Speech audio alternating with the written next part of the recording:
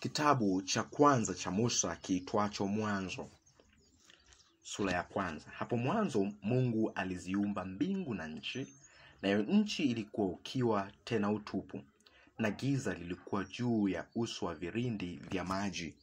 Roho ya Mungu ikatulia juu ya uso wa maji. Mungu akasema, iwe nuru, ikawa nuru.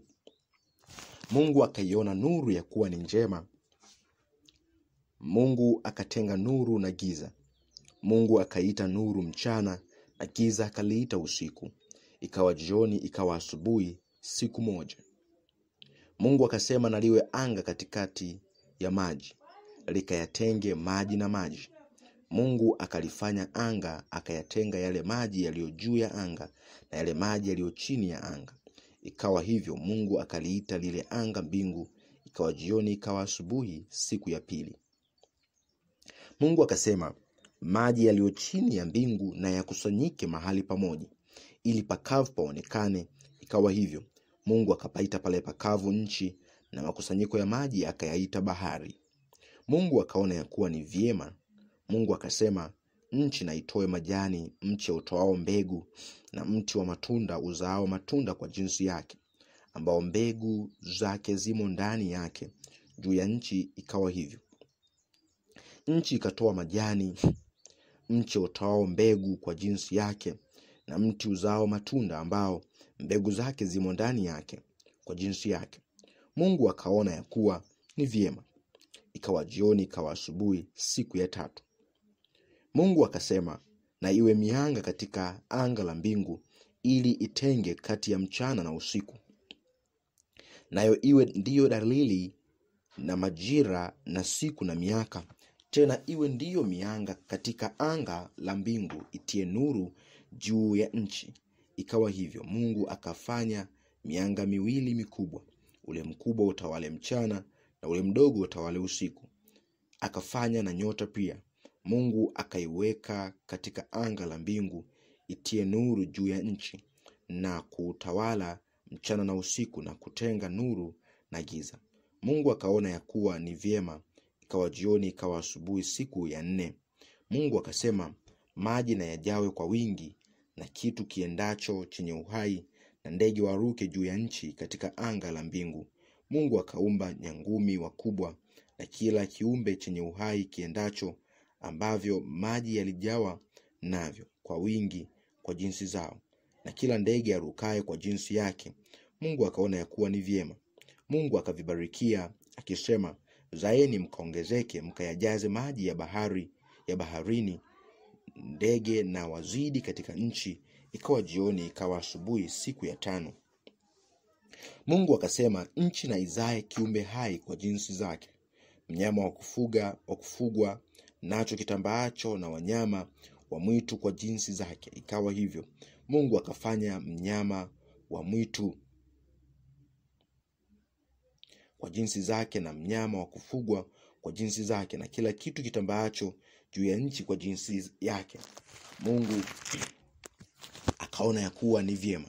Mungu akasema, na tumfanye mtu kwa mfano wetu, kwa sura yetu, wakatawale samaki wa baharini, na ndege wa angani, na wanyama, na nchi yote pia, na kila chenye kutambaa kitambaacho juu ya nchi.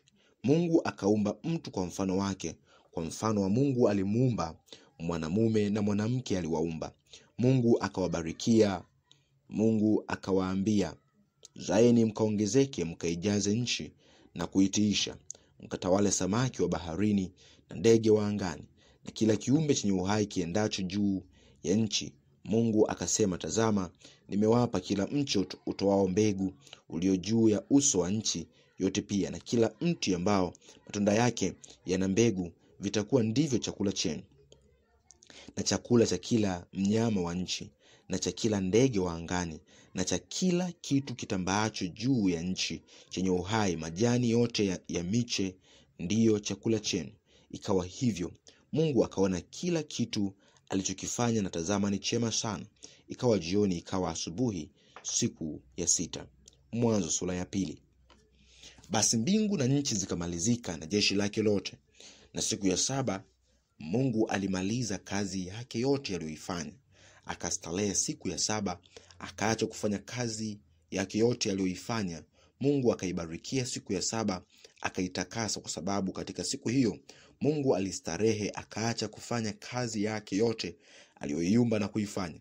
Hivyo ndivyo vizazi vya mbingu na nchi zilipoumbwa. Siku ile Bwana Mungu alipoziumba mbingu na nchi, hapakuwa na mche wa kondeni bado, wala mboga ya kondeni haijachipuka bado, kwa maana Bwana Mungu hajainyeshea nchi mvua, wala hapana mtu wa kuilima ardhi. Ukungu ukapanda katika nchi, ukatia maji juu ya uso wote wa ardhi. Bwana Mungu akamfanya mtu kwa mavumbi ya ardhi, akampulizia puani pumzi ya uhai, mtu akawa nafsi hai. Bwana Mungu akapanda bustani upande wa mashariki wa Eden, akamweka ndani yake huyo mtu aliyemfanya. Bwana Mungu akachipusha katika ardhi kila mti unaotamanika kwa macho na kufaa kwa kuliwa, na mti wa uzima katikati ya bustani, na mti wa ujuzi wa mema na mabaya. Ukatoka mto katika Eden wa kuitilia bustani maji, na kutokea hapo ukagawanyika kuwa vichwa 4. Jina la wa kwanza ni Pishon, ndio unaozunguka nchi yote ya Havira, ambako kuna dhahabu, na dhahabu ya nchi ile ni njema. Huko kuna Bedora na vito Shoham. Na jina la mto wa pili ni Gihon, ndio unaozunguka nchi yote ya Kushi. Na jina la mto wa tatu ni Hidikeri, ndio unaopita mbele ya Ashuru. Na mto wa 4 ni Frat. Bwana Mungu akamtwaa huyo mtu, akamweka katikati ya bustani ya Eden ailime na kuitunza. Bwana Mungu akamwagiza huyo mtu akisema, matunda ya kila mtu wa bustani waweza kula, walakini matunda ya mti wa ujuzi wa mema na mabaya usile, kwa maana siku utakapokula matunda ya mti huo utakufa hakika. Bwana Mungu akasema, si vema huyo mtu awe peke yake, nitamfanyia msaidizi wa kufanana naye. Bwana Mungu akafanyiza kutoka katika ardhi kila mnyama wa msituni na kila ndege wa angani, akamletea Adam ili aone atawahitaji. Kila kiumbe hai jina alilokiita Adamu likawa ndilo jina lake. Adamu akawapa majina yao kila mnyama wa kufugwa na ndege wa angani na kila mnyama wa mwituni, lakini hakuonekana wa kumsaidia Adamu aliyefanana naye. Bwana Mungu akamletea Adamu usingizi mzito, naye akalala. Kisha akatoa ubavu wake mmoja, akafunika nyama mahali pake, na ule ubavu aliyoutoa katika Adamu Bwana Mungu akaufanya mwanamke, akamleta kwa Adamu. Adamu akasema, sasa huyu ni mfupa katika mifupa yangu na nyama katika nyama yangu, basi ataitwa mwanamke, kwa maana ametwaliwa katika mwanamume. Kwa hiyo mwanamume atamwacha baba yake na mama yake, naye ataambatana na mkewe, nao watakuwa mwili mmoja. Nao walikuwa uchi wote wawili, Adamu na mkewe, wala hawakuona haya. Mwanzo sura ya 3. Basi nyoka alikuwa mwerevu kuliko wanyama wote wa mwitu aliwafanya Bwana Mungu. Akamwambia mwanamke, ati hivi ndivyo alivyosema Mungu, msile matunda ya miti yote ya bustani? Mwanamke akamwambia nyoka, matunda ya miti ya bustanini twaweza kula, lakini matunda ya mti ulio katikati ya bustani Mungu amesema msiale wala msiaguse, msije mkafa. Nyoka akamwambia mwanamke, hakika hamtakufa, kwa maana Mungu anajua ya kwamba siku mtakayokula matunda ya mti huo mtafumbuliwa macho, nanyi mtakuwa kama Mungu, mkijua mema na mabaya. Mwanamke alipoona ya kuwa ule mti wafaa kwa chakula, wapendeza macho, nao ni mti wa kutamanika kwa maarifa, basi alitwaa katika matunda yake akala, akampa na mumewe, naye akala. Wakafumbuliwa macho wote wawili, wakajijua kuwa wa uchi, wakashona majani ya mtini wakajifanyia nguo. Kisha wakasikia sauti ya Bwana Mungu ikitembea bustanini wakati wa jua kupunga. Adamu na mkewe wakajificha kati ya miti ya bustani, Bwana Mungu asiwaone. Bwana Mungu akamwita Adamu, akamwambia, uko wapi? Akasema, nalisikia sauti yako bustanini, nikaogopa kwa kuwa mimi ni uchi, nikajificha. Akasema, ni nani aliyekuambia ya kuwa uchi? Je, umekula wewe matunda ya mti niliyokuagiza usiale? Adamu akasema, huyu mwanamke ulionipa awe pamoja nami ndiye aliyenipa matunda ya mti huo nikala. Bwana Mungu akamwambia mwanamke, nini hili ulilofanya? Mwanamke akasema, nyoka alinidanganya nikala. Bwana Mungu akamwambia nyoka, kwa sababu umeyafanya hayo, umelaaniwa wewe kuliko wanyama wote na kuliko hayawani wote walioko mwituni. Kwa tumbo utakwenda na mavumbi utakula siku zote za maisha yako. Nami nitaweka uadui kati yako na huyo mwanamke, na kati ya uzao wako na uzao wake. Huo utakuponda kichwa na wewe utamponda kisigino. Akamwambia mwanamke, hakika nitakuzidishia uchungu wako, na kuzaa kwako kwa utungu utazaa watoto, na tamaa yako itakuwa kwa mumewe, naye atakutawala.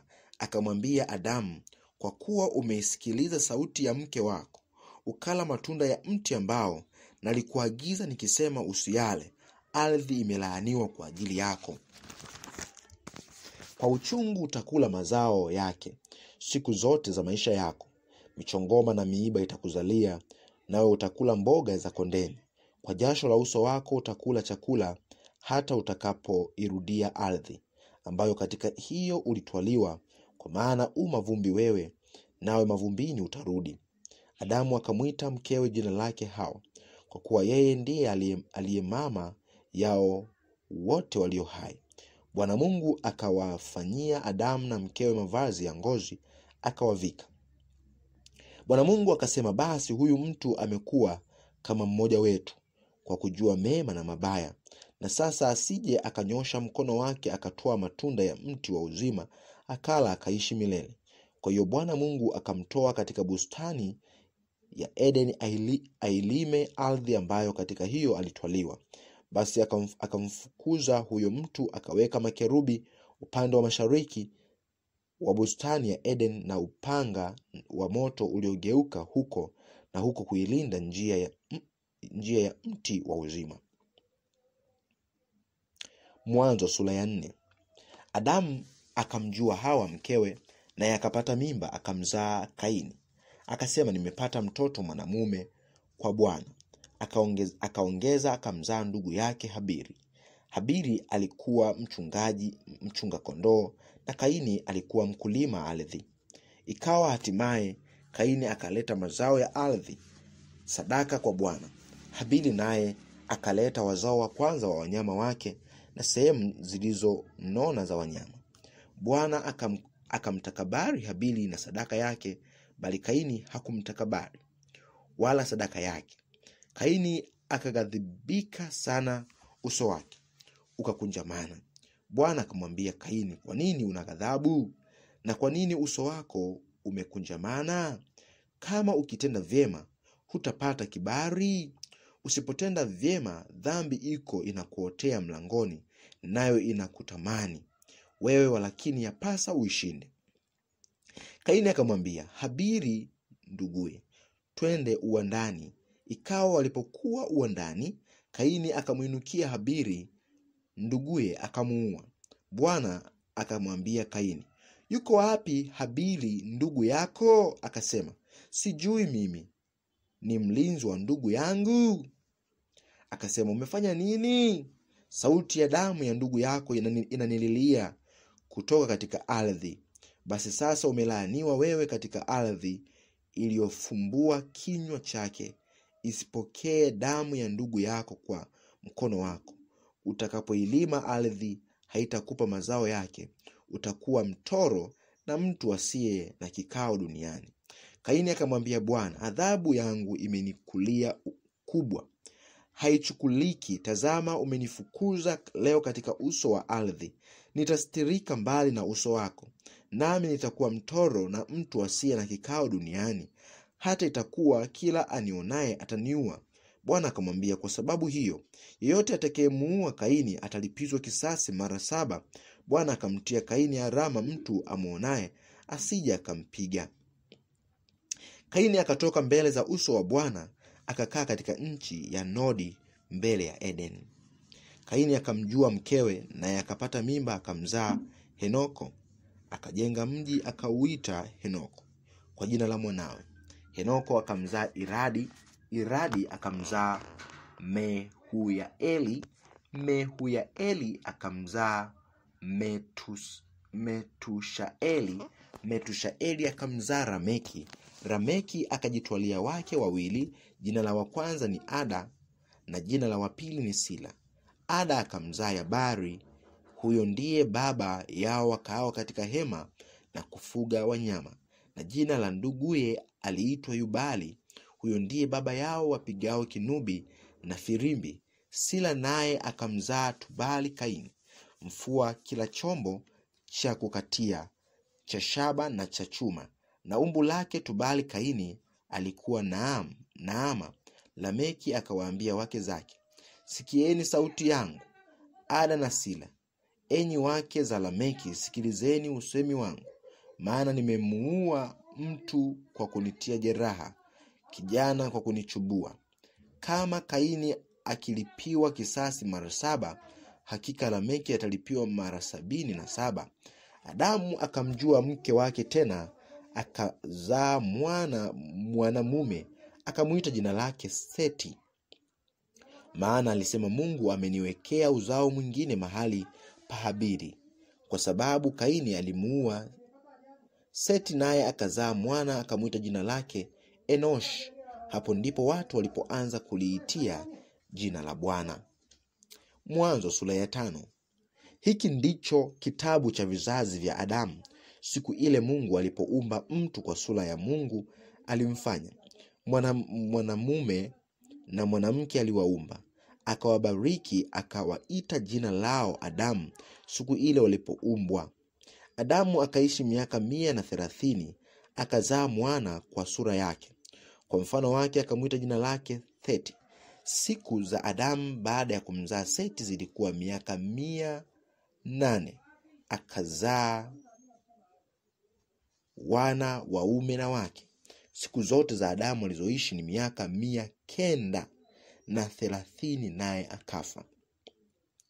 Seti akaishi miaka 105, akamzaa Enosh. Seti akaishi baada ya kumzaa Enoshi miaka 807, akazaa wana waume na wake. Siku zote za Seti ni miaka 912, akafa. Enoshi akaishi miaka 90, akamzaa Kenani.